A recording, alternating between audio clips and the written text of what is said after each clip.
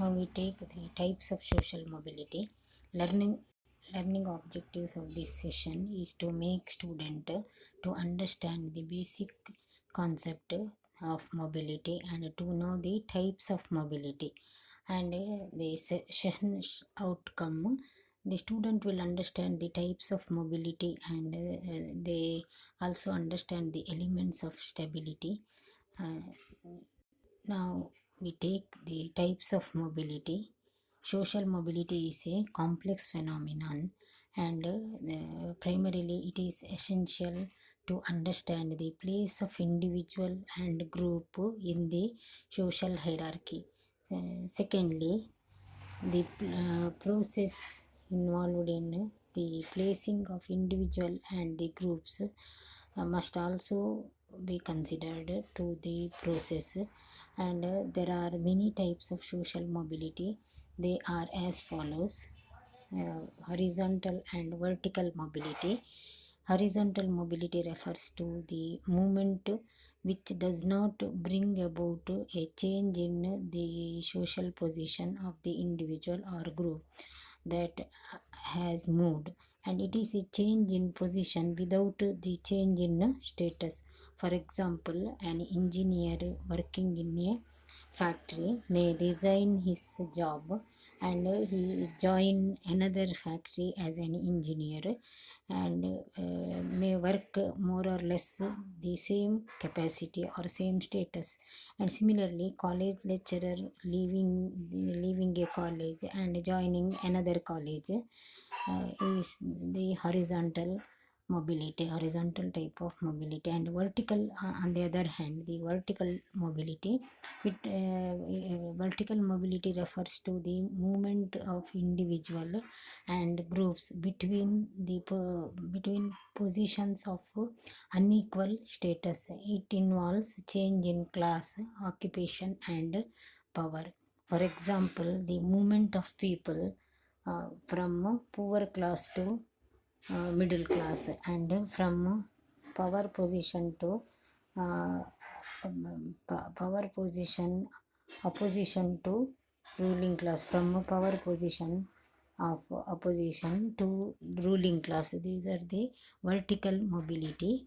And there are two types of vertical mobility: ascending and descending.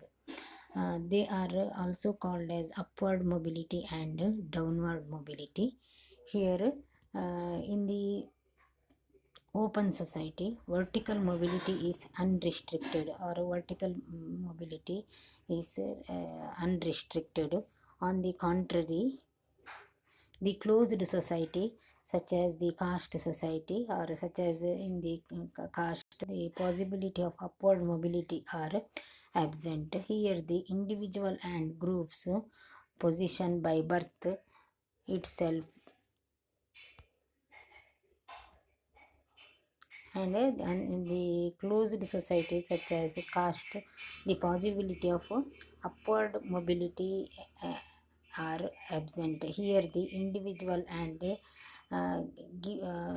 are given position by birth itself. And secondly, the intergenerational mobility and intragenerational mobility. Measurement of mobility depends on dimension of time, and so mobility may be under intergenerational or intragenerational. Intergenerational mobility means the mobility between generations. It is traditionally measured by position of father and sons. And for example, the son may go up or down in the social ladder by taking up an occupation which rank higher or lower with that of his father. And differences between the parents and children, and ambition, industrious, etc., bring about intergenerational mobility. On the other hand, intragenerational mobility is a movement within a generation, and it refers to changes in the occupation held by people during their lifetime and working careers. And thirdly, the structural mobility and circulation mobility. Structural mobility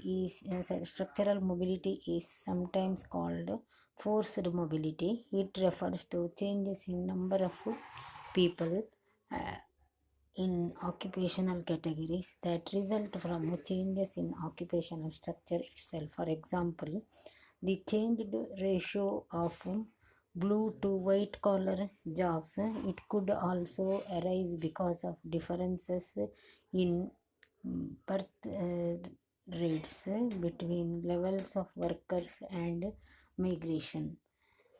And circulation mobility refers to the movement that occurs as a result of opening up of opportunities in the system to those people who did not have such opportunities before, and the movement into elite position of people from non-elite origins, so that either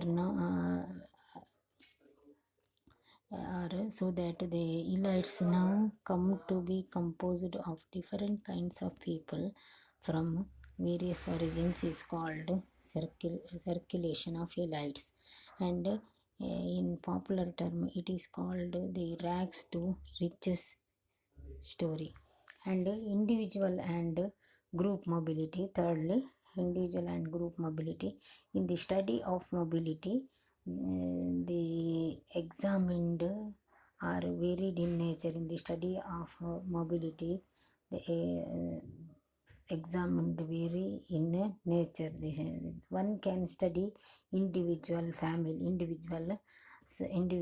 family, group, or even societies. When the individual change jobs or acquire money and power, there is individual mobility. Less children and late marriage are some of the reasons for individual mobility. And individual mobility soon affects the family status will increase, which is a form of group mobility. Individual mobility and family mobility will influence group mobility. For here the example, the process of Sanskritization is a group mobility. And